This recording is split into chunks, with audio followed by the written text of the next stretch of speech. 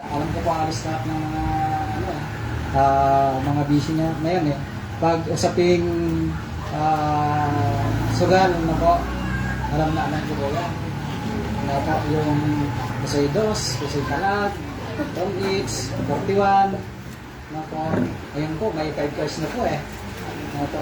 Mga bagay naman saan, yun po, pinagsawaan ko po yun nung nag-edad pa ako ng 12 years old hanggang mag-23. Ano po? Pagsasabong naman, alam ko po yan eh.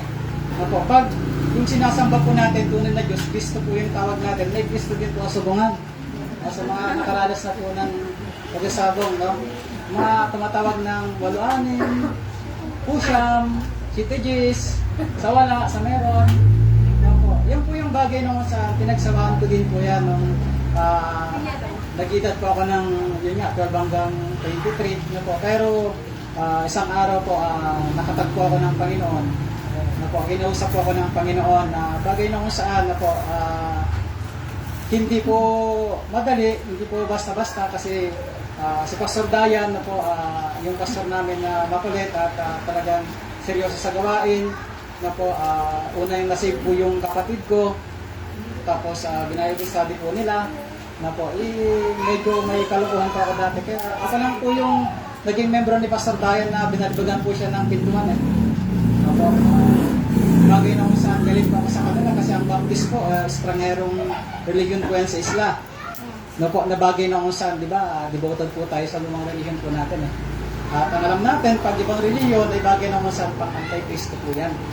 No po. Pero salamat po sa bagay na kung saan po, sa walang tigil na pag-i-invite sa akin ni Pastor, kahit na minsan napapaya ko po siya. Sabi ko, pagbigyan ko nga itong pastor na ito. Kasi medyo may kasiga-siga ng konti. No? Ginagawa kung ano yung pinapangaral nito sa kanilang simbahan. Pero napakabuti po ng Panginoon. Isang atan ko lang po sa church na po, mayroon pong pangaral patungkol po sa kaligtasan. Na bagay na kung saan ang prinsipyo ko dati. Paano masiguradong na ligtas ka kung hindi ka pa mamamatay? Malaman mo lang yan, pagpatay ka na. Diba? Pero, sa pamagitan po ng pangusap ng Panginoon at sa pamagitan po ng salita ng Diyos na nagbigay sa atin ng kalinawaan sa mga aral na po yan, ay bagay na kung saan tinanggap ko po ang Panginoon bilang ating tagapagligtas. Bagay na kung saan, pagkatapos ng tinanggap ang Panginoon, August po yun, sunod na week, nagpabaptize po ako. Di ko po mapaliwanag, bakit gano'n na lang po. September po, nagkaroon po ng youth conference na sa Siapar. Nagsuko po ako ng buhay. Pumunta po ako ng Bible School ng doon. Klase ko po ito na kagaya ko po na wala pang alam sa Bible dati. Pumasok po ako ng seminary na po, wala po akong kaalam-alam po sa Bible. Nagpaging pa nga nun doon sa Siapar, sa youth conference. Bago naman sa sino yung lingkod ng Diyos na nagkasakit, na may bukol-bukol. Dahil nandun pa po yung kalokohan po sa akin, yung lakas ng loob ng luko-luko pa, lakas ng kamay agad, bagay na sa sino? Si Moises, ang lakas ng boss ni Moises. Kasi yan po yung familiar po na naalala ko na naririnig ko po lagi. Para yung bagay na sa po, makikita po natin sa dating buhay po natin na bagay na sa marami po tayong hindi alam. Lalo na po sa katotohanan po ng buhay. Pero salamat na lang po, may mga pastor, lingkod po ng Diyos, dadala po nila yung salita ng Diyos na nandito po yung katotohanan. At ito po yung nagpalaya po sa atin sa pagkagapos po natin sa maling mga kaisipan, maling katuran na bagay na kung saan nai-enjoy po natin ngayon maglingkod sa Panginoon at makipag-fellowship po sa Panginoon. Dahil lagi ko po encourage po sa mga member po sa Lucero, wag na wag kayong maglingkod sa Panginoon kung hindi nyo nararanasan ng Panginoon sa inyong buhay. Walang saysayang maglingkod na hindi mo nararanasan ng Panginoon sa iyong buhay. Tunay nga po, hindi tayo naglilingkod sa Panginoon para pagpalain tayo talaga ng Panginoon, pero kasama na po yan eh. Pag nagtapat ka, pagpapalain ka ng Panginoon. Pero, encouragement ko po, sana magpatuloy po tayo, dalawang taon na po, anniversary po ninyo, magpatuloy po tayo na naisin po natin na mas sana nating maranasan yung Panginoon. Sige po, buksan na po natin yung Bible po natin. Medyo naubos na yung kaba ko. Sorry, Psalms 133 verse 1 to 3. Nag-aaral po kami ng speech po sa, sa seminary, pero hindi pa rin nagbago yung pagbabasa ko, Pastor. Kaya lagi akong pinapagalitan ni Mrs. Pag-uot sa bakay, ano naman yung mga pagbabasa mo? Sabi niya, kaya ang gagawin po natin, salit-salitan po tayong magbasa. Kami po, yung verse 1 kaming men, tayo po tayo, salidis naman po yung sa verse 2. Sabay-sabay tayo sa verse 3. Para hindi po mahalata yung pong pagbabasa ko, no? Sige po. Men, tayo po magbasa sa verse number 1. Basahin natin, read. Behold, how good and how pleasant it is for brethren to dwell together in unity. Kaya po read this sa verse 2. Is like the precious ointment upon the head that ran down upon the bird, even Aaron's bird that went down the skirts of his garments. Sabay-sabay po tayo sa verse number 3.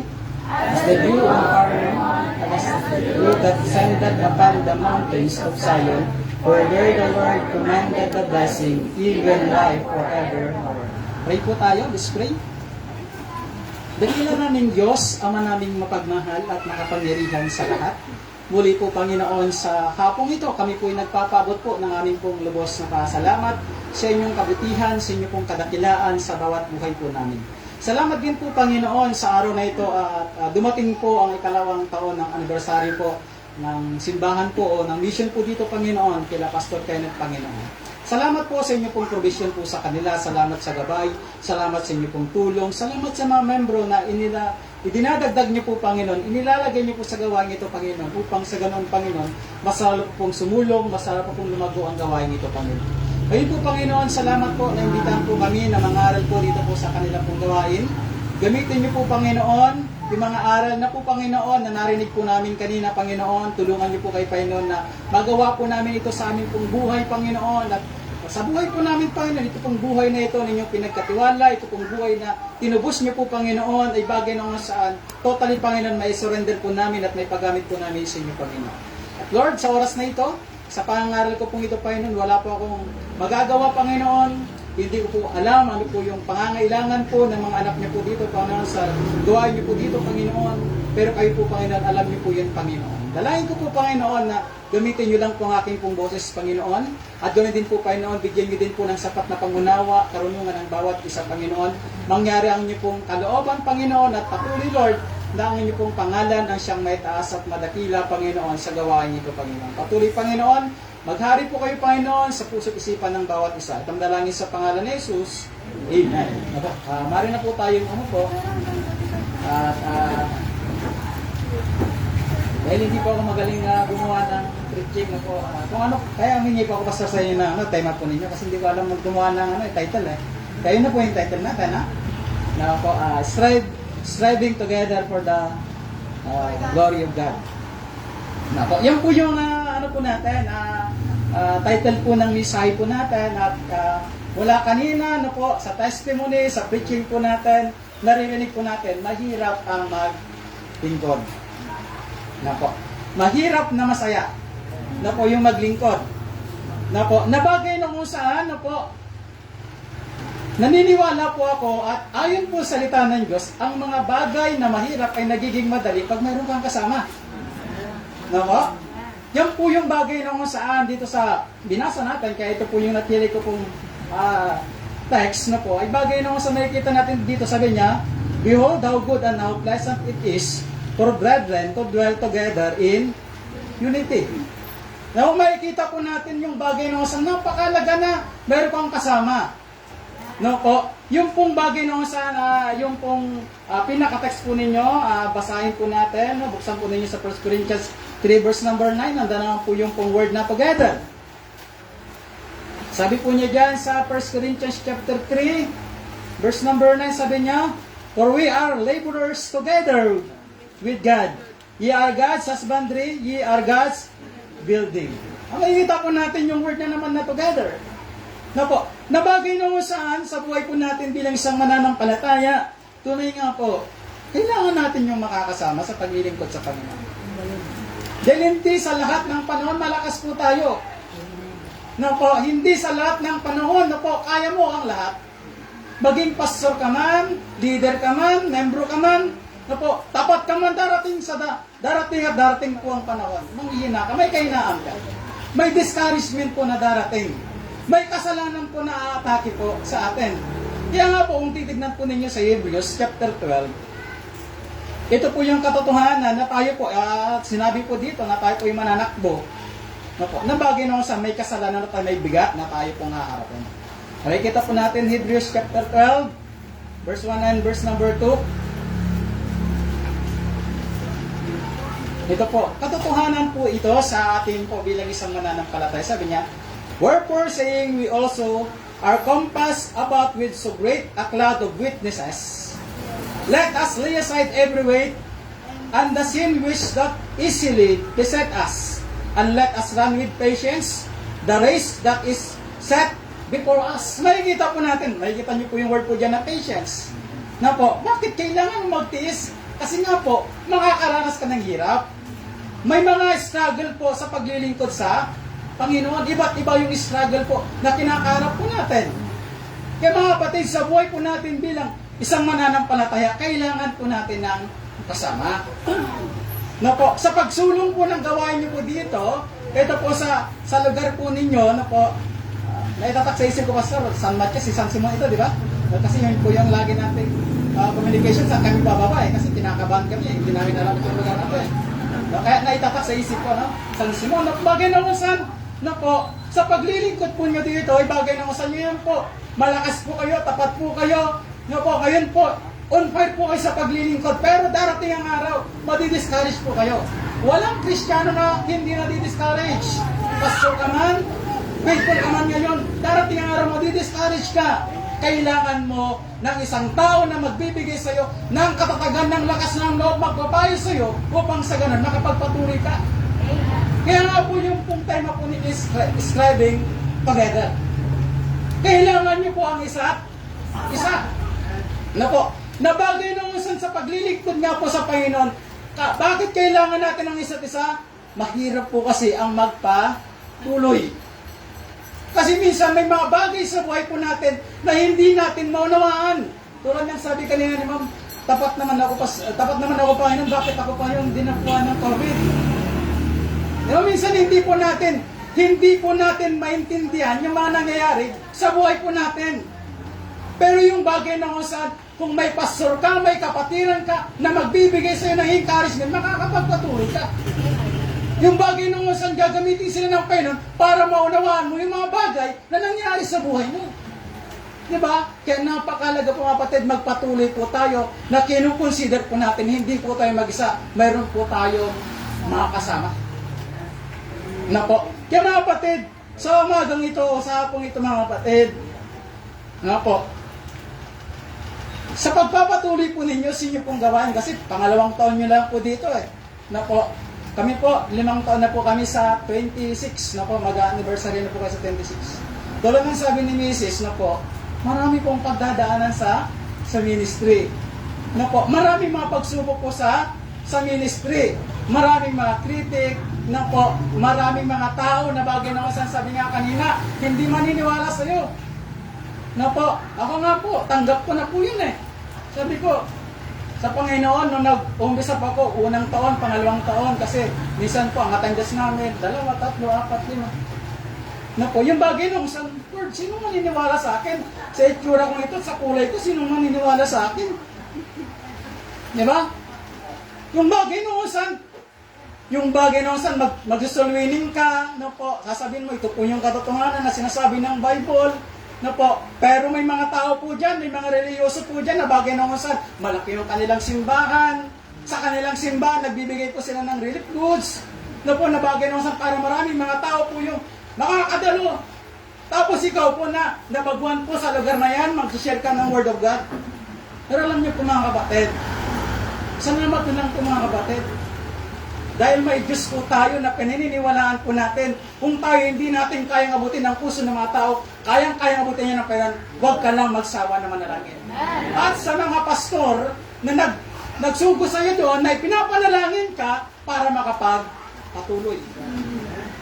Kaya mga kapatid, sa umagang ito, sa hapong ito mga kapatid, unang puntos po natin, na dapat nating maunawan para makapagpatuloy po tayo sa paglilingkod po natin na sama-sama, i-consider po natin, meron po tayong serious leader.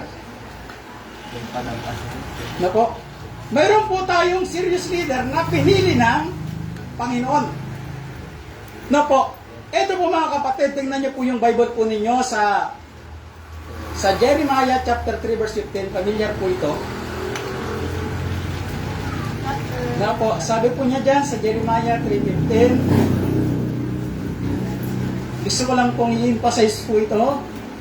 Na po, nabagay nung sasabi niya, and I will give you pastors according to mine heart, which shall feed you with knowledge and understanding. Na po, dapat acknowledge po natin sa ating pong pagpapatuloy na binigyan po tayo ng leader, binigyan po tayo ng pastor, na hindi niya pinili na maging pastor natin siya, kundi siya pinili ng Diyos para magpastor po sa atin. At ang kanyang layunin ay bagay na kung saan, sabi po niya dyan mga kapatid, and I will give you pastor according to mine heart, which shall feed you with knowledge. Na po, makikita niyo po dyan yung word na knowledge. Yung pong knowledge po dyan ay bagay na kung saan, hindi po yung bagay na kung saan para magkaroon tayo ng maraming alam sa Bible na mga verses. Ang knowledge po na tinutukoy po dyan ay bagay na kung saan para turuan po tayo na ma-experience po natin ang kadakilaan ng Diyos. Yan po yung knowledge. Yan po yung kaalaman na tinutukoy po dyan. Maranasan mo ang Panginoon sa iyong buhay. At yan po yung nararanasan natin, nangyayari sa buhay po natin dahil mayroon pong pastor na nangangaral po sa atin. Tinuturuan po tayong mag-pray. Tinuturuan po tayong pumunta ng church. Na po, na bagay na saan lahat po yan, pakinabang po yan lahat po sa atin. Yung mga batid sa buhay po natin bilang isang mananampalataya, na maunawaan po natin. Na po, darating man po sa araw, sa buhay po ninyo, na bagay na saan, na po, may pangyayari po na si pastor po ninyo, bagay na saan, may mga bagay pa na hindi nyo maunawaan na gagawin po niyang desisyon. Na po, pero sana yung bagay na kung saan na yun, na po, yung bang hindi ka sangayon, pero sangayon naman po ang lahat. Na po yung pong bagay na kung saan, sana po i-consider po natin, binigay siya ng Panginoon para tayo po ay pangunahan. Dahil mayroon po siyang nakikita na hindi mo nakikita. Na po, nabagay na kung minsan po, hindi po ang naunawaan po ng ibang mga membro. Na po, bakit ganito yung gusto ni Pastor? Bakit ganito? Pero alam niyo po mga kapatid, sa buhay po natin, bilang isang mananampalataya, dinisenyo po ng Panginoon na maglagay ng isang leader po sa gawain para mag-lead po sa atin. Kung titignan po natin yung napakalaking pakinabang po na mayroon po tayong leader, mayroon po tayong pastor sa ating buong simbahan. Unang-una po mga kapatid, siya po ang nagpapakain po sa atin is spiritual. Diba? Siya po ang nagpapakain sa atin is spiritual. Siya ang nagpapaunawa sa atin ng mga talata sa Biblia na hindi natin maunawaan. Na po, siya po yung bagay na kung saan lingkod ng Diyos na malalim ng gabi, ipinapanalangin pa rin tayo. Alam niyo po mga kapatid, salamat po tayo kung mayroon po tayong pastor, leader po na seryoso sa gawain ng Diyos. Nga po, ang sabi natin, seryoso si Pastor Kenneth, sabi niya kasi kahit ba, lalamuin niya para lang makapag-service eh. Diba? Seryosoan po yun. Nakikita ko po, Pastor, yung mga pinupost nito. Hangang-hanga po ako sa mga dedikasyon po ninyo sa gawain po ng Diyos. Na po, yung po yung bagay nung saan po, ang pastor din po natin, na po, yung leader na inilagay ng Diyos sa gawain, na po, siya din po yung nag-iingat po sa atin. Na po, kaya nga po, tinawag na shepherd eh. Tayo po yung tuka, siya po yung shepherd. Iingatan niya po tayo. Kaya mga young people, mga member, kung darating mga araw ng bagay na kung saan kakausapin po kayo ng inyong pong pastor. Dahil may nakikita po siyang hindi maganda sa inyo pong ginagawa. Ano po?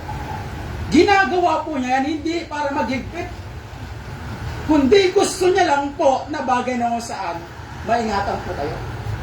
Kasi kung ipagpapatuloy niyo po yung ginagawa niyo po yan, ay bagay na kung saan ikakasira po yan ng iyong pong buhay. Na po, yung kasalanan po kasi na bagay na kung saan, kung hindi po itatama, ang magiging resulta po niyan ay kasiraan. Na po, kaya maunawa-nawa po natin. Na po, napaka-OA naman ni Pastor, ganun lang na sinasabihan na ako agad. Iniingatan ka lang ni Pastor. Nakikita niya kasi mayroon ka ng step patungo sa kasiraan ng iyong buhay. Gusto ka lang niyang ingatan. Minsan po, hindi po na naiintindihan po ng mga membro. Alam niyo po mga kapatid, si tatay kanina, yung pag-inaw niyo po tayo, experience ko din po yan din sa gawain eh. Di ba? Alam niyo naman po, pag may ginagawa po tayo, kasi naranasan ko din po yan, hahanap at hahanap po tayo ng pagtakip po natin. Di ba? Yung bagay nung saan, bawal daw yung pag-inom ng alak. Bakit yung Panginoon gumawa siya ng alak sa kana? Wow, ang galing po ng membro po, no? Para lang malusutan po yung kanyang ginagawa. Bakit sa Timothy, bagay na kung saan uminom ka ng konting alak para sa ka? Alam niyo po, salamat na lang po na kami mga lingkod po ng Diyos, binibigyan ng karunungan ng Panginoon. Sabi ko po sa kanya, una, nung gumawa pa ng alak ang Panginoon na sinasabi mo, doon po sa kana, dalasing ba yung mga uminom? Sinabi ba nilang mapait? Ang sabi nila masarap eh. So, sinabi mo ba doon sa Timothy, na bagay na kung uminom ng konti, para sa sikmura, sinisikmura ka ba? Bakit ka uminom? Diba? Ang tanong ko, sinisikmura ka ba? Bakit ka uminom?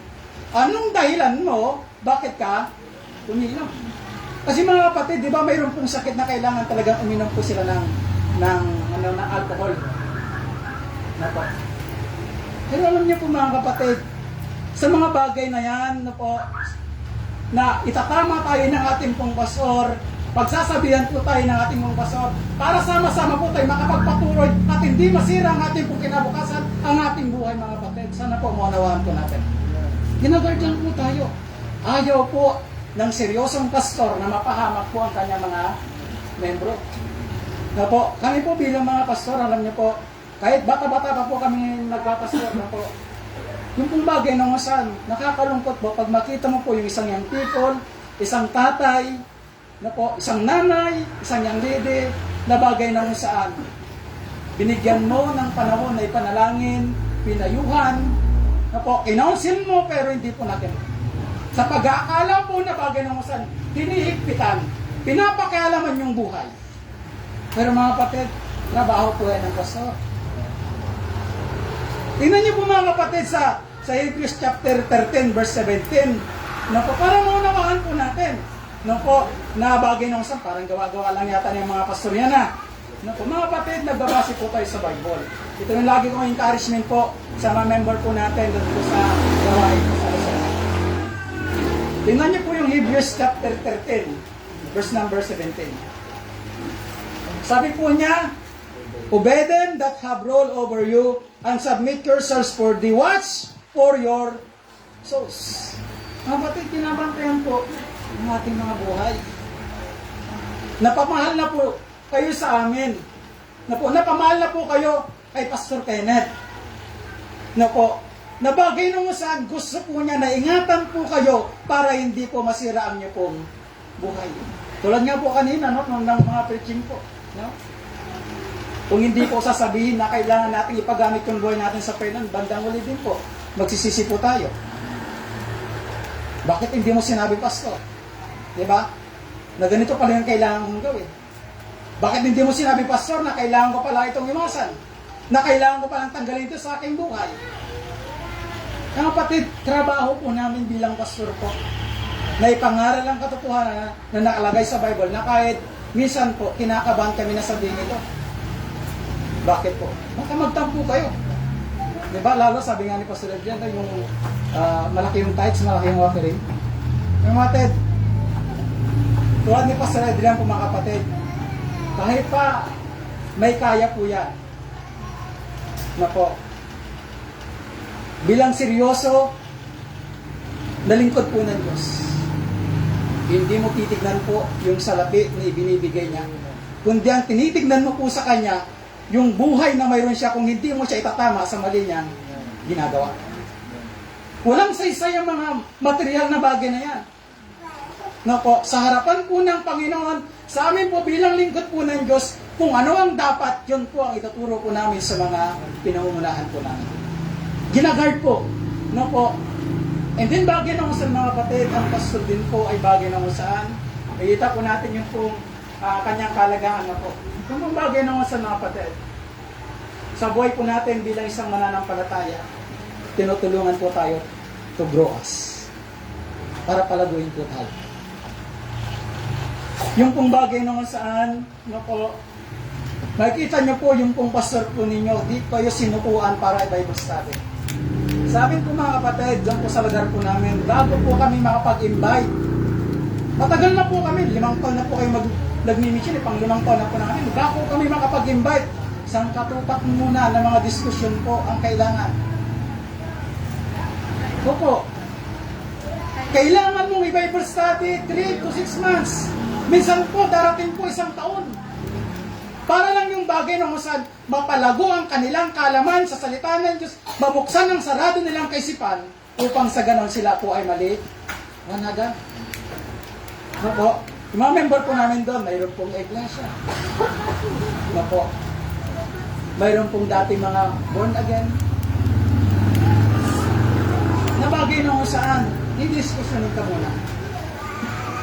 Pero alam niyo po mga kapatid, salamat na lang po may mga seryosong pastor. Marahil, naranasan niyo din po yung pastor. No po. Nabagay na kung saan, sabi nga, sandado, dikandado na sa kanilang mga religion. Pero alam niyo po, may mga pastor, na mga seryosong pastor na pinili po ng Diyos na hindi po sumusuko sa mga ganyang pong sitwasyon ng puso ng mga tao. Upang sa ganun mapalago po tayo sa ating pong kalaman patungkol sa salita ng Diyos. Alam niyo po, pag ganito pong mission pa lang po, di ba? Yung bagay na saan, hindi pa po hard yung pong mga preaching masyado eh. Di ba? Hindi pa po masyadong hard. Pinag-aaralan po muna yung pong audience po. Pero alam niyo po mga kapatid, sa unti-unti pong pakikinig at pakikinig niyo po ng pangalan ng inyong pong pastor, lumalago po kayo sa kalaman, naliliwanagan po kayo, umaayos po ang inyong pong buhay. At ang pasalamat din po natin, pati pamilya po natin umaayos. Yung dating magulo, umaayos. Diba? Kasi po mga kapatid, lumalago na po tayo sa kalaman sa salita ng Diyos sa pamagitan ng kanyang paggamit sa ating pong pastor. Kapatid, sana po sa buhay po natin, maunawaan po natin. Pangalawa po, hindi lamang po serious leader or pastor, no? Pangalawa po, dapat po sa isang gawain po, mayroon pong submissive follower. Mayroon pong submissive follower. Maalala ko po mga kapatid, yung kwento po kay Moses, nung nakipaglaban po sila sa Amalek. Yung bagay naman sana, kung maalala ko na sa Exodus chapter 17 po ata yun, nga po natin, na pinili po ng Diyos dito si Moises, para mag-lead po sa Israel. At nakikita po natin dito naman po yung pong seryosong follower po niya na si Joshua. Verse number 9, sabi po niya dito, 17 verse 9. And Moses said unto Joshua, choose us out men and go out, fight with Amalek. Tomorrow I will stand on the top of the hill with the rod of God in mine hand. Verse 10. So Joshua did as Moses has said to him, and fought with Amalek, and Moses, Aaron, and Hur went up to the top of the hill. Makikita po natin tulad po ng pangyayari po dito, nakikipaglaban po sila. Katulad din po sa gawain po ng Diyos, mayroon pong pakikipaglaban. Sabi nga kanina, para tayo sundalo eh. Diba? Yung po yung bagay na kung saan, sa ganito pong bagay na sitwasyon na nangyari po kila Moises, na po, kila Joshua, kila Aaron po, bagay na kung saan, nakikita po natin si Joshua po dito na bagay na kung saan sumunod lang po siya kay Moises sa kung ano po yung kanyang sinabi. Pwede niyang sabihin po na bagay na kung saan, bakit kami lang yung makikipaglaban? Bakit kayo akyat doon sa bundok? Tapos kami lang yung makikipaglaban. Dapat kayo rin. Pero alam niyo po mga batid, minsan sa buhay po natin bilang isang mananampalataya, may sinasabi po si pastor po sa atin na kailangan po natin sundin. Na po, kailangan natin gawin. Tulad po ni Joshua. May pinapagawa po dito si Moises sa kanya na bagay na kung saan makikipaglaban po siya. Kayong bagay na kung saan minsan mga kapatid, sasabihin ni Pastor, mga kapatid, labas po tayo para mag-akay ng kaluluwa. Pastor, bakit? Pati kami? Di ba trabaho nyo lang po yan? Pero mga kapatid, tandaan po natin mga kapatid, napakahalaga po ng pagsunod sa kung anong sinasabi po ng pastor. Napatunayan po namin yan mga kapatid doon po sa gawain po sa Rosero. So, tulad na sinabi po ni Ma'am Mariel, pagkatapos ng pandemic po, talagang nakakalungkot po sa gawain. Nakaka-discourage ba? Pinagpagalan mo pero ganun-ganun na lang po. Pero tuloy lang po. Pero salamat na lang po sa Panginoon na po sa mga bagay na kung saan nautunan sa salita ng Diyos na dapat ituro sa mga member. Sinabi ko po sa mga member po noon, kailangan po tuloy lang tayo sa pag-akay ng kaluluwa, pero hindi nyo alam mag-swimming, tuturuan ko kayo. Nagkaroon kami ng swimming training. Tinuruan ko po sila mag-swimming sa biyaya ng Panginoon, yung 7 nag-aral. Ngayon po, 3 yung aktibo. Meron na pong bagong mga natuto. Nabagay na kung saan, alam nyo po, habang kami po, ni Ma'am Maria siya po, nagtuturo ng mga bata, pag-extension, mag-Bible study po ako, may mga member po, yung nagsusunod. Yan po yung bagay na kung saan po, dahil po natutunan po nilang sumunod sa mga sinasabi ng salita ng Diyos sa pamagitan po ng lingkod po ng Diyos, yung pong gawain po, umuusad po. Nagugro po. Kasi po kung isipin po natin, di ba, mas maraming manggagawa, mas maraming magagawa. Sir, busy din kami eh. Mayroon din kami mga personal na mga ginagawa. Alam niyo po mga kapatid, tulad po na sinabi kanina ni Mrs. na po, yung bagay na kung yung isang araw lang po na may bigay po natin para sa Panginoon. Isang araw lang po. Minsan nga po, sabi ko sa mga estudyante, kung hindi man kayo makasama sa pag-swimming minsan, bakit hindi nyo gawin sa school? Kung may free time kayo. Maraming paraan. Sa mga may trabaho, di ba? Bakit hindi nyo gawin sa mga katrabaho ninyo? Yan po yung bagay na kung saan mga kapatid minsan mahirap. Nakakahiya. Pero alam niyo po mga kapatid, ganyan din po yung isip namin dati. Pero pag naumpisan mo na yan, nasimulan mo na yan, masanay ka na dyan, dito po tuloy-tuloy mo na yan. Ang kailangan lang po natin, sumunod lang po sa sinasabi po ng ating Panginoon.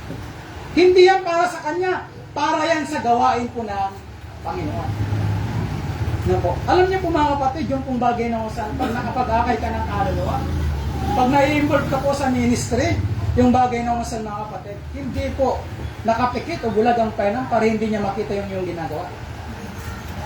Sabi ko nga lagi sa mga membro, hihingi ka ng pabor sa Panginoon, gumawa ka na ang dahilan. Bakit kaya bibigyan ng pabor? Diba? Gumawa ka ng dahilan. Bakit bibigyan ka ng pabor ng Panginoon? Hingi ka ng hingi, ito yung gusto kong mangyari, pero hindi ka naman gumagawa para sa gawain po ng Panginoon. Gumawa ka ng pabor. Tayo nga bilang mga tao, di ba, pag ginawan po tayo ng maganda, nako, ay bagay naman saan, nagbibigay tayo ng pabor sa isang taong gumawa sa atin ng maganda. Kaya napakalaga po sa buhay po natin. No po, bilang mga tagasunod, no po, bilang mga membro, ay bagay naman saan, kailangan natin maging masunurin. No po, bagay naman saan, bilang isang member po, no po, na maging submissive po tayo, yung bagay naman saan nakikita po natin, dapat yung pong receptive din po tayo. Di ba? Pag tinatama tayo, magpatama po tayo. Kung yan na po nga na po, nagpapatama na naman si Pastor. Hindi po yung nagpapatama, tinatama po tayo. Hindi ka naman makatamaan kung walang mali sa iyo. Di ba? Hindi ka pinapatamaan ni Pastor, tinatama tayo ni Pastor. Kaya si Pastor, wala naman po yung special lookout po na binabantayan po yung ginagawa po ninyo. Wala din po yung nilagay na CCTV sa bahay po ninyo para malaman po niya lahat ng ginagawa po ninyo. Pero, trabaho po yan ng Panginoon na pinapadaan kay Pastor kasi ang Panginoon nakita po niya yung mga ginagawa natin.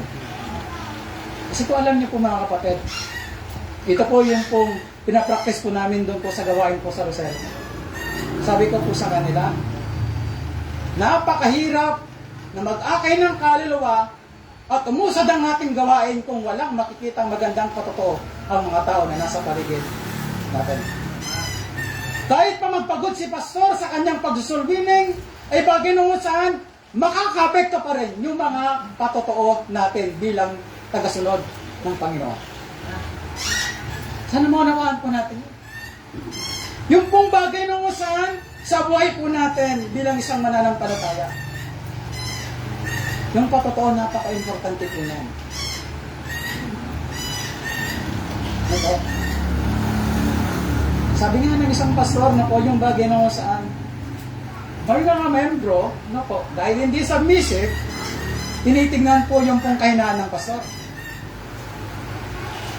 na magiging dahilan po na ayaw po nilang magpasubmit. Pero alam niyo po mga kapatid, sabi po na isang pastor, paano naman kayo baliktarin natin? Sabi niya, yung bagay na saan si pastor naman na magtingin ng mga kahinaan natin. Pupunta siya sa bahay natin, pupunta siya sa mga kapitbahay natin, tatanungin, ano naman masasabi mo sa taong ito? Di ba? Kapatid, kung pupunta kaya yung pastor po natin sa mga kapitbahay natin, tatanungin kung anong klaseng buhay ang naipapakita po natin sa kanila, magiging proud kaya yung ating pong pastor?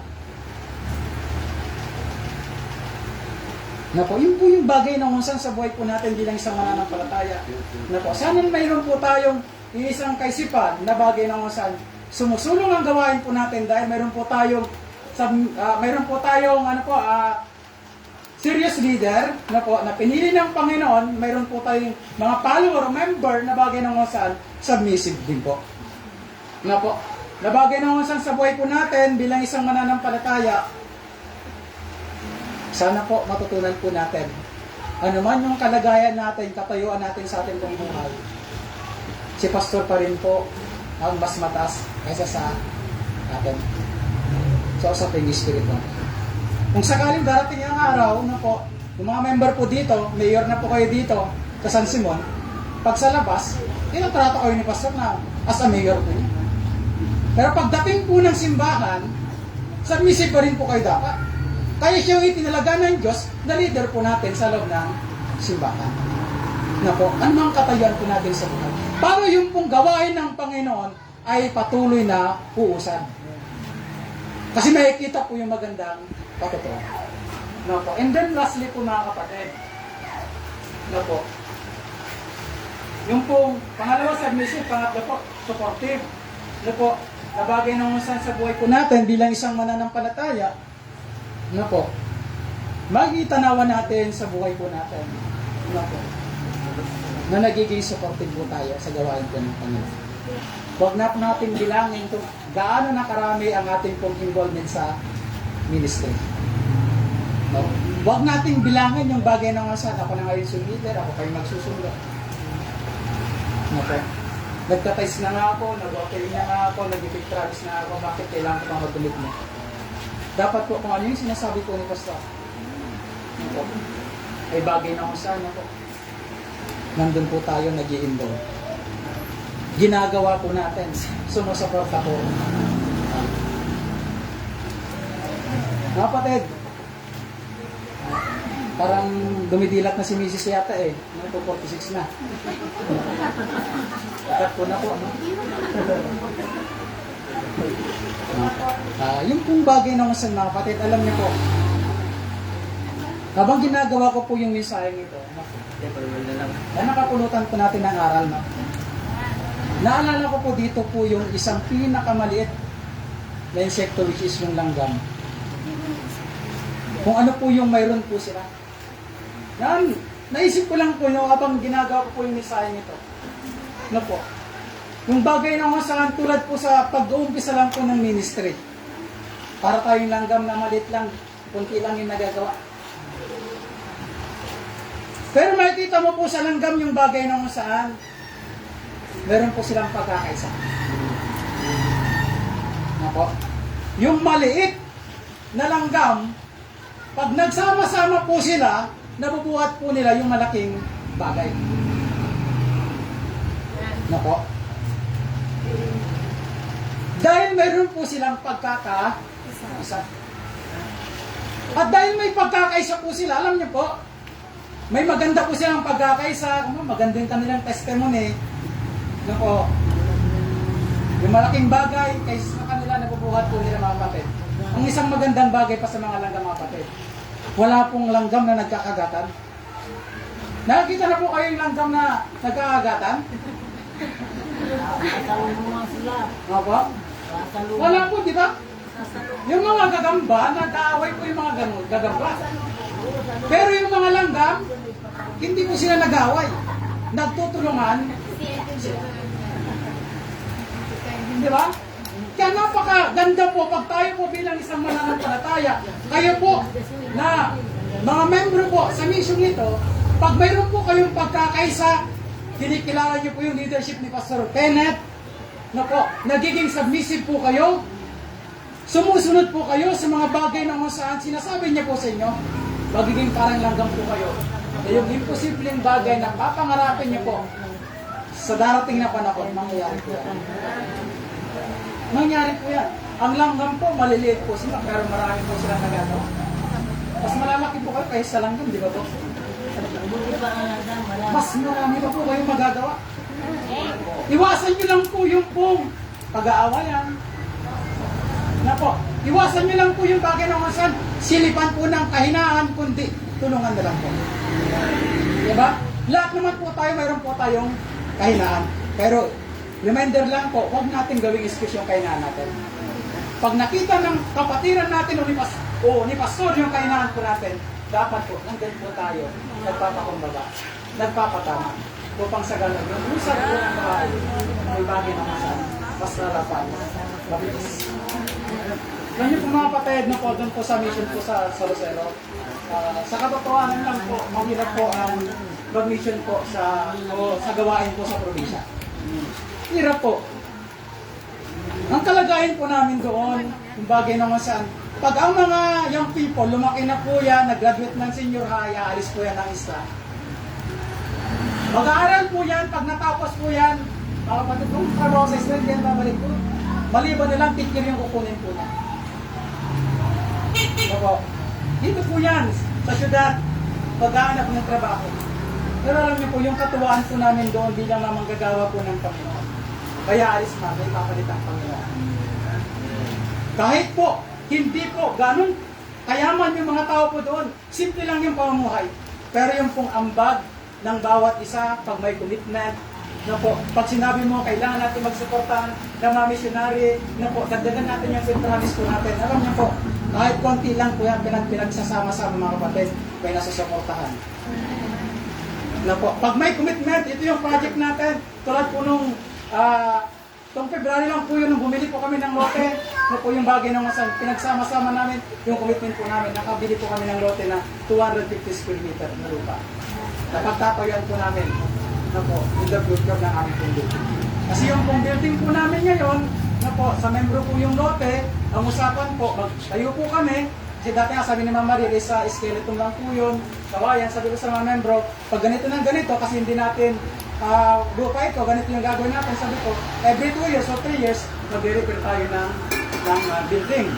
Sayang naman yung gastos. Sabi ko, doon sa membro po doon, kasi hindi na ibebenta yung lupa nila, pwede kaya na semento na lang, no, hollow blocks na lang, mag-hollow blocks tayo, at kung sakaling makahanap na tayo ng lote, sabi ko, ibibigyan na lang namin ibibigyan na lang natin itong naipatayo, kaysa gastos na tayo ng gastos. Pero alam niyo po, napakabuti ng pera. Sabi po nung anak ng membrong yon, sige pastor, magtayo kayo ng konkreto, pag umalis kayo, ibabalik namin kung magkano yung inyong nagastos. Di ba? Yung mga kapatid, sa buhay po natin bilang isang mananampalataya, no po, tulad po ninyo, mahirap po mag-umpisa. Kasi naranasan din po namin yan. Na po, si Mama Mariel, malaki lang yung katawan niya, pero nahirapan din po. Nahirapan din po kami. Na po. Totoo po yan. Natural na lang yata yung katawan na yan eh. Na po, hindi na lumiit. Joke lang po. Na po. Pero alam niyo po, mahirap po sa gawain. Pero masaya at nakakatuwa sa gawain kung may nakikita ka, nakaagapay mo kasama mo sa gawain. May membro po na sumusuporta. May membro po na sumusunod. Na po, hindi ka na kinokontra, hindi ka na pin-question. Hindi na nagdududa pa. Ano po, sabi ko sa mga membro na po, tuwing nag-challenge po ako sa kanila, basta nakasulat sa Bible, ano po, wala nang questionan. Kasi ang kini-question nyo yung Panginoon, hindi na ako. Salita na ng Diyos. Kailangan mong gawin yan kasi sinabi ng salita ng Diyos. Alam niyo po mga kapatid, mula nung mga kapatid, wala nang mga question eh. Dati po, may mga nangyayisyon eh. Bakit ganyan si Pastor? Bakit ganyan si Pastor? Sabi ko sa kanila, pinag-aaral natin salita ng Diyos, purong salita ng Diyos. Nababasa nyo, binabasa ko. Pinag-aaral natin, naririnig ninyo. Sana yun na yung ating maging prinsipyo sa buhay. Para yung gawain ng Panginoon na pinagkatiwala sa atin, sumusulong. Umuunlad at sama-sama tayo. Hindi dahil kay Pastor, kundi dahil sa ating lahat sa tulong at biyaya ng Panginoon. Sana po mga kapatid, sa buhay po natin, na po kayo po na membro po dito sa gawain ito. Na po, patuloy po sana na po, supportan niyo po yung ibang pastor. Kasi nakikita niyo naman po sa kanya yung kaseryosohan po niya sa pagsuko po niya ng buhay. Kung hindi po kami seryoso sa pagsuko po ng buhay mga kapatid, na po, yung bagay na kung saan, umalis na po kami sa gawain. Na po, ako po yung nag-umpisa po ako sa mission po. Nagkano po yung support ko? 500. Na po. Problema ko nga nun eh. Kung ako magpapakasin ito, kung 500 lang yung support ko. Kulang pa ito sa isang araw ni Ma'am Marie. Yung mga kapatid, God will provide mga kapatid. God will provide. Hindi mo alam ang pamamaraan ng Panginoon, paano niya patunayan yung kanyang kadagdagan sa iyong buhay. Hindi po yung bagay na masan kailangan mo ng malaking support ko bago ako lalabas. Hindi po ganun. Ay, seminary pa lang po. Sanay na po kami dyan. Nag-seminary po ako kay Sir Bison po, yung tatay ni Aaron po. Nagtabas po ako ng talahib doon sa paggawa ng ice cube eh. Diba? Tapos nung medyo malakas ng loob, nag-approach na ng part-time sa pamangkin ni Ma'am Cambao. Kay Ma'am Karen, ayakin ng buhay nung mayroon po yan. Kasi sa Lunes, 2 part-time mo, nasahod ka ng 900. Diba? May panggastos ka na sa isang linggo. Ano po? Nabagay na kung saan nag-aaral po kami, 500 lang po yung support po namin sa isang buwan mula sa Lito Leaders. Kailangan po namin doon started. Ano? Pero alam niyo po mga kapatid, napakabuti po ng Panginoon.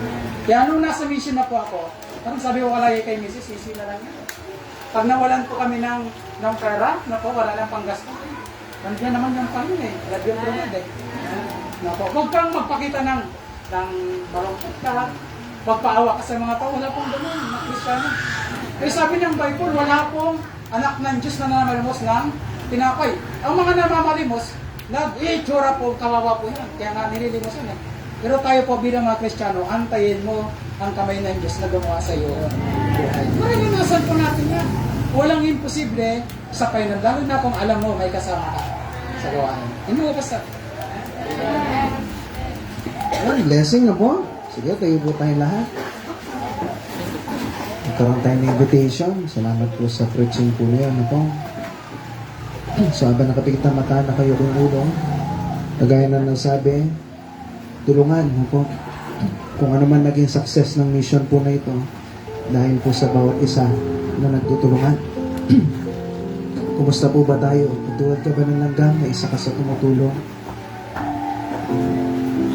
Na ginagawa natin the best natin para sa Panginoon. Ang church po natin, magpapatuloy yan kung ang bawat isa ay sumusuporta sa gawain. Kaya yung isang preaching na narinig ko, dalawa lang dapat ang Kristiyano. Una, ang Kristiyano na nagbigay ng buhay niya sa Panginoon at gusto niya maglingkod sa Panginoon. Pero pangalawa, kung hindi man daw maglingkod yung iba, ako maglilingkod ako. Anong klaseng Kristiyano? Kung hindi ka ba naglilingkod, hindi na ba naglilingkod yung iba, hindi ka na rin maglilingkod. Nakadepende ba yung buhay Kristiyano mo sa ibang mga tao? O ibinibigay mo lahat para sa Panginoon? Sa biyaya ng Panginoon, no? Seryoso po ako na maglilingkod. At yan yung tinuturo ko sa inyo, maglingkod tayong tapat. Pero meron ako isang prinsipyong bagay. Kung hindi kayo maglilingkod, ako maglilingkod ako. Sana po ganun din tayo. Kung hindi man maglingkod yung iba, ako, Panginoon, maglilingkod ako.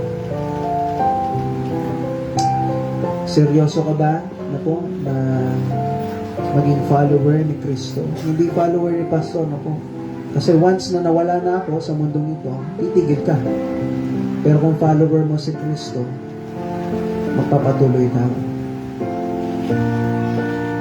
At bilang isang member ng Christ Saves Bible Baptist Mission, isa ka ba sumusuporta? Salamat po sa inyo, no? Na-appreciate ko po yung mga sumusuporta sa gawain. Tandaan niyo po, kung yung isa dito, nagkaroon ka ng desisyon, ayoko na, at nagsama ka ng iba, hindi magpapatuloy yung gawain. Pero kung bawat isa, mayroong prinsipyo na, Lord, please gamitin niyo ako. Kahit anong mangyari, Lord, paglilingkuran kita, magpapatuloy at magpapatuloy ang gawain ng Panginoon. Na kung saan, isa ka ba sa member na nagbabahagi ng Bible? Alam niyo po, mabilis talaga yung growth natin kung bawat isa dito. Magdadala ka lang kahit isa. Salamat po sa inyo na nagdadala, no? At sa mga young people natin, nagdadala. Ang dami nila kanina. Pero hanggang young people na lang ba? Hindi ba pwede pati yung mga adult? No? Isa sa testimony, sana na naging encouragement sa inyo si Ma'am Kunana na kahit may edad na, pwede pa rin. Ako. Yan, mismo nakita nyo na po sa mata. Panginoon, ay, Pastor, malakas siya. Gusto mo bigyan ng kalakasan ng Panginoon, ibigay mo sa Kanya. Lord, paglilingkuran kita, bigyan mo kalakasan. Naniniwala ko, bibigyan ka ng Diyos ng kalakasan para makapaglingkod po sa Kanya. Encourage ko po kayo, paglingkuran natin, pwede pa ngayon, manalangin tayo, kahit ilang panandalian lang. Panginoon, please, gamitin niyo ako. Gamitin niyo yung buhay.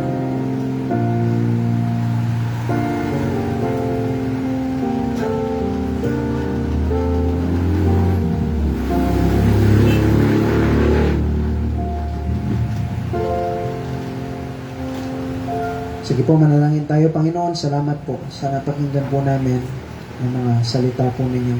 Salamat, Lord, kay Pastor James, kay Pastor Edwin, kay Pastor Eman, na nagbigay po ng oras po para po makapunta po dito. Blessing po sila sa amin, and nawa, Lord, maging blessing din po kami sa kanila. Ano din po kanila po mga asawa. Salamat, Lord, sa kanila po mga buhay. At Panginoon, tulungan niyo po kung naman po yung mga napakinggan po namin, makatulong po sa amin to, sa aming pong buhay Kristiyano na lalo pong magpatuloy, na mabigyan pa po kami, Lord, na mahabang panahon na makapaglingkod pa po sa inyo. Katotohanan ng Biblia, Lord, mayroong langit, may impyerno. At tulungan niyo po, Lord, na kung yung burden sa aming pong mga puso ay huwag pong mawala. Lalong-lalo na, Lord, yung mga mahal namin sa buhay na wala pa pong Kristo sa kanila pong mga puso. Balang araw, Lord, kung hindi po sila makakilala sa inyo, may impyerno po sila. Kaya please, Lord, kayo na pong kumilos gumawa sa lahat ng bagay po na ito. Na wag po kami magsawa na manalangin katulad sa preaching kanina. Na magpatuloy hanggang sa makita namin yung kapangyarihan po ninyo na gagawa po sa mga buhay. At kung yung bawat isa magtutulungan, magkakaroon ng good testimony. Yung mga imposibleng bagay na mahirap buhatin, mahirap mangyari, kayang-kaya po yan, Lord. Pero nakadepende rin po ulit sa bawat isa. Kung yung bawat isa ay merong pong puso na maglilingkod ng tapat po sa inyo. Panginoon, mapurihan po kayo sa lahat po naman nangyari. At ito'y dinadalahin ko sa ligin ng pangalan, sa pangalan ni Jesus. Amen. Okay, so pwede na tayo makupo. Pag-pray lang natin yung ating offering na last. Ito naman po yung para po sa mga sasakyan natin, sa sasakyan po natin na pang maintenance.